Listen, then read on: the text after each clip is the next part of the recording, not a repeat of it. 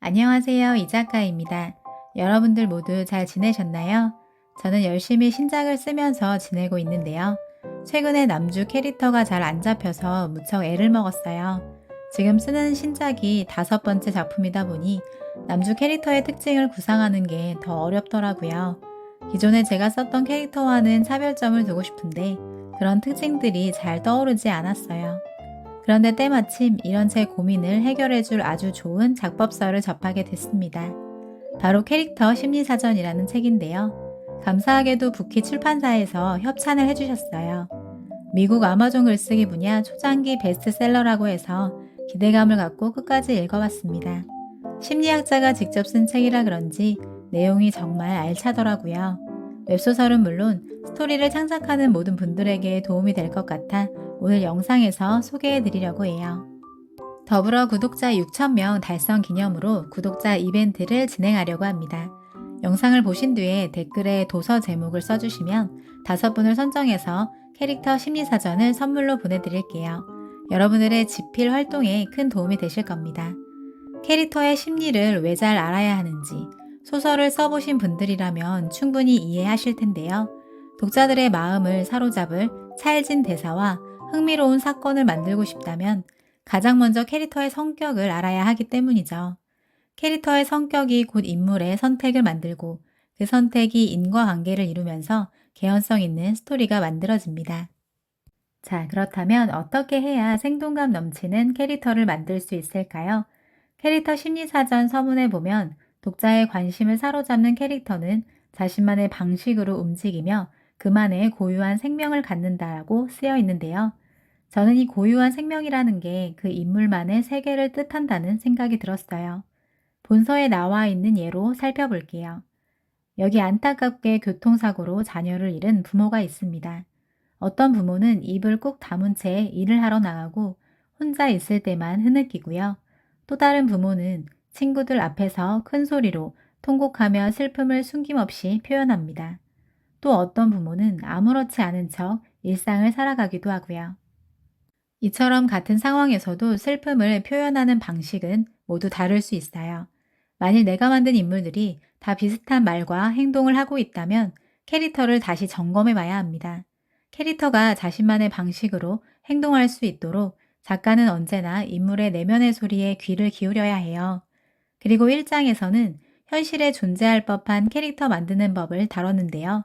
그 중에서 한 가지를 소개하자면 캐릭터의 성격은 역할과 관계에 따라 다양하게 나타난다는 거예요. 인물의 역할은 회사의 사장일 수도, 살인 청부업자일 수도, 이제 막 아기를 낳은 엄마일 수도 있겠죠. 이처럼 역할이 달라지면 그 사람에게서 두드러지게 나타나던 성격도 달라지는데요. 관계도 마찬가지입니다. 가령 회사 안에서는 엄청 까칠한 과장님이 집에 가면 아내밖에 모르는 애처가일 수도 있고, 말이 없고 내성적인 사람이 친구를 만나면 수다쟁이가 될 수도 있습니다. 너무 뻔하고 평면적인 캐릭터를 만들고 싶지 않다면 인물의 역할이나 관계에 따라 다른 성격을 보여주는 게 좋아요. 이런 부분들을 작품을 쓰기 전에 미리 설정해 두면 일관성 있으면서도 입체적인 인물을 만들 수 있습니다. 2장에서는 성인의 23가지 성격 유형을 볼 수 있는데요. 겁쟁이 유형부터 괴짜 유형, 모험가 유형, 우두머리 유형, 의존자 유형, 호구 유형 등등 이런 유형들이 어떤 속성을 가지고 있는지 알기 쉽게 나와 있습니다. 그 중에서 피해자 유형 같은 경우엔 마음속에 묻어둔 분노가 가득하면서도 다른 사람에게 죄책감을 불러일으키고 싶어하는 속성이 있었어요. 물론 이런 속성들을 피해자 유형에게 다 나타낼 필요는 없습니다. 어느 부분을 강조할지 여러 특성 중에서 몇 가지를 고르면 됩니다. 또 다른 유형들과 조합해도 좋은데요. 겁쟁이 유형과 외톨이 유형의 속성을 조합해도 좋고 아니면 아예 반대되는 성향의 캐릭터를 만들어 갈등을 일으켜도 좋습니다.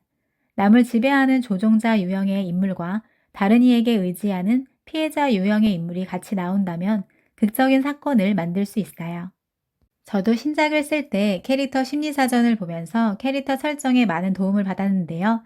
특히 이런 성격 유형들이 어린 시절에는 어떤 환경에서 자랐는지도 나와 있어서 캐릭터의 과거사를 만드는데 굉장히 유용했어요.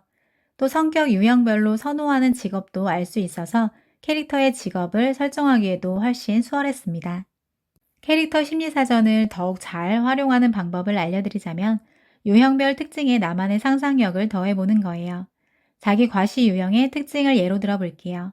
자기 과시 유형의 특징 중 하나는 자제심이 부족하고 공격적인 성향이 있다는 것입니다. 그럼 이런 특징에서 우리가 상상할 수 있는 행동 양상을 머릿속에 그려보는 거죠. 아마도 이런 사람은 운전대만 잡으면 폭군으로 변할 겁니다. 또 골프장에 가서도 캐디에게 갑질을 일삼거나 소비를 절제하지 못해 늘 카드값에 허덕일지도 모릅니다. 그 사람의 성격이 곧 운명이라는 말이 있듯이 작품 속 인물의 성격은 그 인물의 선택을 만들고 그 선택은 여러 가지 사건을 일으키게 되는 거죠. 3장에서는 성장하는 어린이와 청소년의 심리에 대해 집중적으로 다루었는데요. 신생아부터 나이별로 나타나는 특징들을 알 수 있어서 캐릭터의 회상 장면을 실감나게 쓸 수 있습니다. 요즘은 AI로 자료 조사를 하는 분들이 많지만 잘못된 정보도 많아서 저는 오히려 다시 확인하는 데 시간이 더 걸리더라고요. 그리고 머릿속에 아무것도 떠오르지 않을 때는 캐릭터 심리사전을 뒤져보는 것만으로도 다양한 영감을 얻을 수 있었습니다. 또 우리가 작품 속에서 많이 봐왔던 다양한 장애도 알 수 있는데요. 기억상실, 알코올 중독, 섭식장애, 불면증 등등 여러 장애들을 보면서 저 역시 이번 작품에 쓸 소재를 찾게 되었어요. 전에 어떤 영상에서도 말했듯이 주인공에게는 반드시 약점이 있어야 합니다.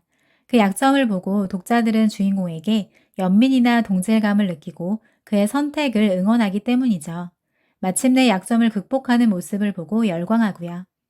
이처럼 스토리 안에서 주인공이 성장하는 모습을 보여주려면 주인공이 성장하기 이전의 모습도 독자들에게 보여줘야 해요. 성장하기 전의 모습을 보여줄 때 이런 장애들을 설정하면 주인공만의 서사를 완성할 수 있죠. 알코올 중독으로 고통받는 인물의 모습을 보여줘야만 중독을 극복하고 새 삶을 사는 인물의 모습이 독자들에게 더 큰 감동으로 다가올 테니까요. 작가가 주인공만큼 공들여야 하는 캐릭터가 있다면 그건 어떤 인물일까요? 바로 악역입니다. 주인공의 성장을 방해하며 사사건건 회방을 놓는 빌런을 설정해야 하는데요.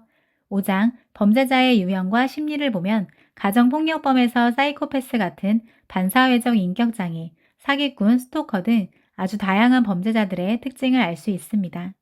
7장 사랑과 관계의 심리에서는 사랑에 빠지는 이유와 사랑에 빠진 사람들의 특징을 볼 수 있었는데요.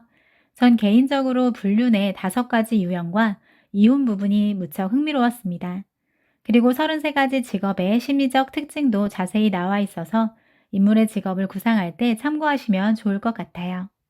오랜만에 마음에 꼭 드는 작법서를 만나서 정말 좋았는데요. 사심 듬뿍 담아 전하는 리뷰가 여러분들에게도 많은 도움이 되었으면 좋겠습니다. 영상 끝까지 시청해주셔서 감사드리고요. 댓글에 도서 제목 꼭 남겨주세요. 5분을 선정해서 캐릭터 심리사전을 보내드리겠습니다. 당첨자 발표는 4월 22일에 할 예정이고요. 온라인 서점 구매 링크도 댓글과 더보기란에 올려놨으니까요. 내용이 더 궁금하신 분들은 참고하셔도 좋을 것 같습니다. 그럼 우린 다음에 또 만나요.